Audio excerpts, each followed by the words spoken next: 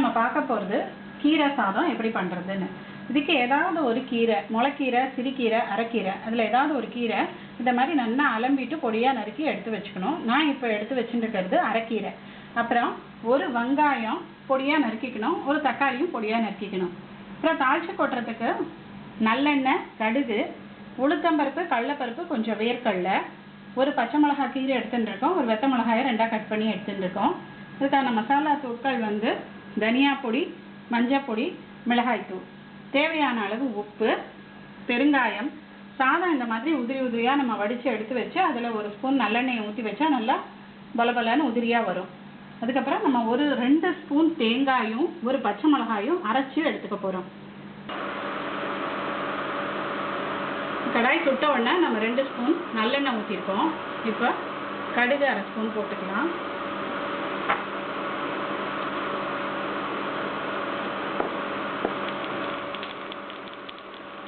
இப்போ கடுகு வெடிச்ச உடனே நம்ம எடுத்து வச்சிருக்கிற உளுத்தம்பருப்பு, கடலைப்பருப்பு, வேர்க்கடலையை சேர்த்துக்கலாம்.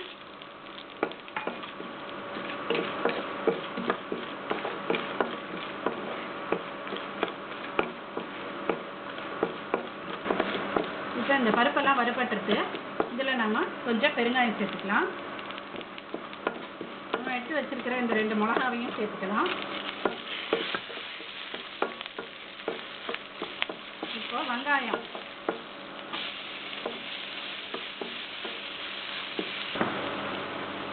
இப்போ வெங்காயம் நல்லா வதங்கிடுச்சு. நம்ம அரைச்சி வச்சிருக்கிற இந்த தேங்காய், பச்சை மிளகாய் விழுந்து இதில் சேர்த்துக்கலாம்.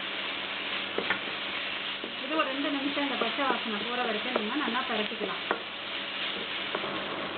இப்போ நம்ம பொடியாக நறுக்கி எடுத்து வச்சிருக்கிற கீரையை இதில் போட்டுக்கலாம்.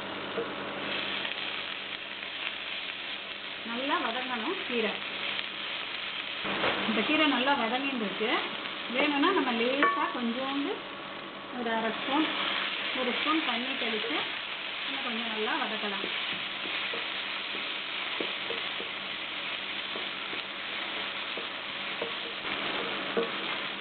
இப்போ கீரை நல்லா வதங்கிடுச்சு. நம்ம இதில் தேவையான அளவு ஒரு 1/2 ஸ்பூன் மஞ்சள் தூள், 1/2 ஸ்பூன் தனியாத்தூள், காரத்துக்கு ஒரு 1/2 ஸ்பூன் மிளகாய் தூள், தேவையான அளவு உப்பு இதை சேர்த்து நல்லா கிளறிடலாம். இதை ஒரு வதக்கிட்டு கடைசியாக நம்ம தக்காளியை போட்டு ஒரு வதக்கி இறக்கிடலாம். இப்போ நம்ம தக்காளியை சேர்த்துக்கலாம். தக்காளி சேர்த்து நல்லா வதங்கின உடனே நம்ம அடுப்பு ஆஃப் பண்ணி இறக்கி எடுத்துடலாம். இப்போ கீரை சாதத்துக்கு தேவையான மசாலா நமக்கு தயாராகிருக்கு. நம்ம இங்கே இந்த சாதம் எடுத்து வச்சுருக்கோம் உதிரி உதிரியாக. அதில் இந்த கீரை சாதத்தோட மசாலாவை நம்ம போட்டு நல்லா கலக்க போகிறோம்.